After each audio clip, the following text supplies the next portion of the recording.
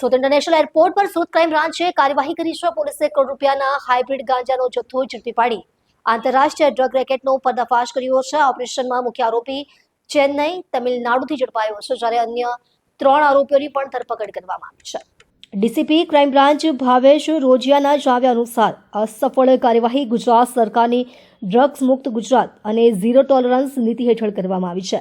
પોલીસે મળેલી ગુપ્ત માહિતીના આધારે આ આંતરરાષ્ટ્રીય ડ્રગ્સની હેરાફેરીનો ભંડોળ ફોડ્યો છે.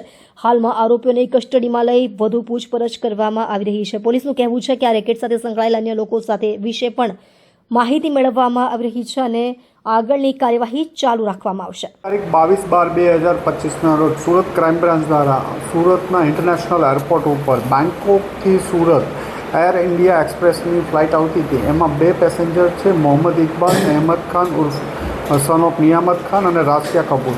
આ બંને બેંકોકથી ડ્રગ્સ લઈને આવે છે, હાઇબ્રિડ ગાંજો. એ ઇન્ફોર્મેશનના આધારે સુરત ક્રાઇમ બ્રાન્ચ દ્વારા એરપોર્ટ ઉપર આ બંનેને પકડી પાડવામાં આવ્યા હતા. આ બંનેની પકડી અને એમની પાસેથી એમનો લગેજ ચેક કરતાં એમની બેગમાંથી કન્સીલ કરેલું અંદાજે 17.5 કિલો જેટલું હાઇબ્રિડ વીડ મળી આવ્યું હતું, જેની માર્કેટ વેલ્યુ 6.18 કરોડ જેટલી થતી હતી.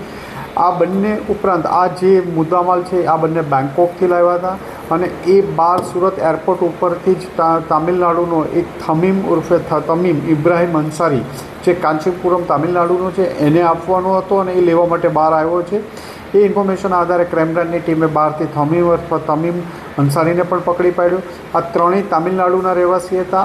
આ માલ ક્યાંથી લાવ્યા, કોને આપવાનો હતો, આ પૂછપરછ કરતાં તામિલનાડુના જ 2 ઇસમો મોહમ્મદ અલી અને મોહમ્મદ ઇબ્રાહિમ, જે 2-2.5 વર્ષથી બેંકોકમાં રહી અને ભારતના વિવિધ શહેરોમાં અલગ અલગ એરપોર્ટો ઉપર હાઇબ્રિડ ગાંજો કેરિયર થ્રુ મોકલતા અને એ તામિલનાડુ અને અન્ય રાજ્યોમાં મોકલવામાં આવતો હતો.